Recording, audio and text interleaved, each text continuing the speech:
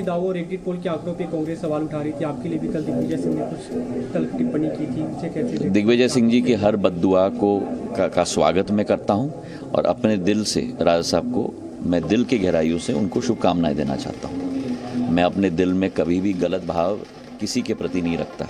और जहां तक कांग्रेस की बात है, वो तो लड्डू खरीद रहे थे, कल पोस्टर बधाई के लग गए थे। हम लोग बड़े चुपचाप से अपना काम कर रहे थे क्योंकि हमें पूरा विश्वास था कि जनता का आशीर्वाद भारतीय जनता पार्टी के साथ रहा है और जनता ने अपना निर्णय साफ कर दिया है।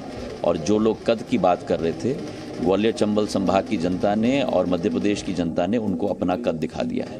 बाकी 3 राज्यों के परिणाम को कैसे देखते हैं? उसमें भी 2 में प्रधानमंत्री जी के नेतृत्व में छत्तीसगढ़ हो, राजस्थान हो, मध्य प्रदेश हो, तीनों राज्यों में प्रचंड बहुमत से भाजपा की सरकार आई है।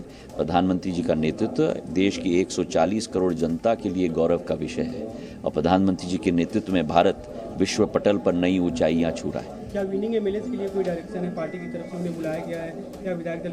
ये मुख्यमंत्री शिवराज सिंह जी और प्रदेश अध्यक्ष बीडी शर्मा जी तय करेंगे। मैं भाजपा का सामान्य कार्यकर्ता हूं, जो भी वो दोनों तय करेंगे उसी के तहत हम लोग कार्य करेंगे। राज्य में आपकी भूमिका, आपके राज्य में क्या होगा? मेरी भूमिका सदैव राज्य में एक जनसेवक की रही है।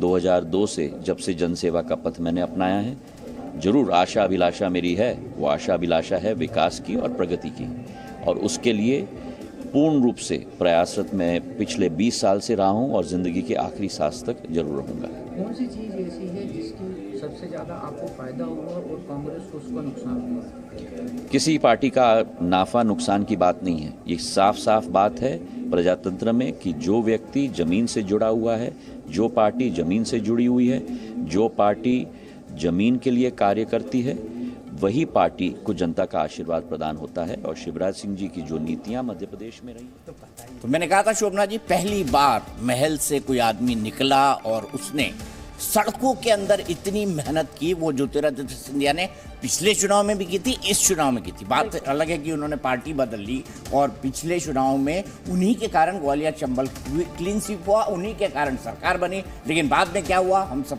देख चुके हैं। लेकिन एक बात मैं ज्योतिरादित्य की तारीफ करता हूँ कि मन के बड़े हैं वो। जैसे महाराज वो हैं दिग्गी राजा, तो उनके राज्य के अंदर एक छोटी सी जगह के, हाँ वही तो, लेकिन फिर भी उन्होंने दिग्विजय सिंह के लिए दिग्विजय ने, प्रियंका ने काफी ऐसे शब्दों का इस्तेमाल किया ज्योतिरादित्य। लेकिन कितनी कमलनाथ और दिग्विजय सिंह थे ज्योतिरादित्य सिंधिया के छोड़ने पे, एक घर अलॉटमेंट पे छोटा सा मुद्दा था, बहुत सारे मुद्दे थे। वो सब ऐसा है, ज्योतिरादित्य सिंधिया जब बाहर चले गए तो अब जयवर्धन सिंह के लिए रास्ता साफ है। अब समझा करिए शोभना, ऐसे किसी के लिए कोई रास्ता साफ नहीं कर पाया, और अगर ऐसा होता तो आज राहुल गांधी के लिए रास्ता साफ हो। ये दिग्विजय सिंह के दिमाग है। ये तस्वीर देखिए शिवराज सिंह चौहान और ज्योतिरादित्य सिंधिया।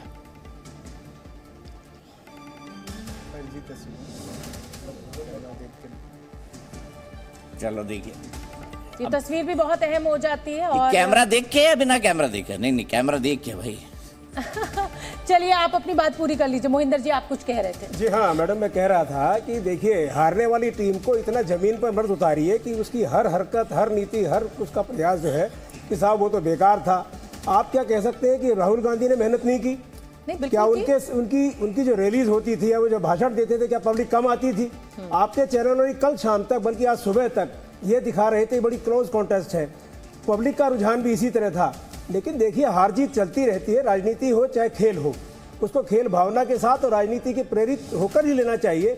हमेशा की न कोई हार होती है, ना हमेशा की कोई जीत। नहीं, बिल्कुल ये बात बिल्कुल सही। अभी कर्नाटका में हारने के बाद प्रधानमंत्री मोदी के उनकी जो मौजूदगी होती है हर इलेक्शन में, उस पर भी सवाल उठाए गए थे। हिमाचल में हारने पर भी उठाए गए थे। तो ये हार और जीत चलती रहती है। आज बीजेपी को बधाई देनी चाहिए और बीजेपी के नेता कुछ है, ज्योतिराज जी ने बड़ी मेजोरिटी के साथ कहा है, यही हार और जीत को स्वीकार करने का तरीका होता है। आपने अभी कहा, राहुल गांधी जी ने बड़ी गर्व के साथ आकर के कहा, मैं अपनी हार को स्वीकार करता हूँ, अपना प्रेसिडेंट हमारे खानदान से कोई नहीं बनेगा, पर नहीं बना। और उसी चीज को मेंटेन किया। राहुल गांधी जी अगर कुछ बोलते हैं, राहुल गांधी जी कुछ अपनी नीति की बात करते हैं, तो हर पार्टी करती है, कोई जीत जाता है, कोई हार जाता है। अभी तेलंगाना की आप बात कर रहे थे, तेलंगाना में आप ये देखिए जो क्लोज फैक्टर रहे, सोनिया गांधी जी ने अपनी सरकार का बलिदान दिया 2013 में, और आंध्रा का जो विभाजन हुआ वो उन्होंने स्वीकार किया, और धोखा दिया केसीआर ने।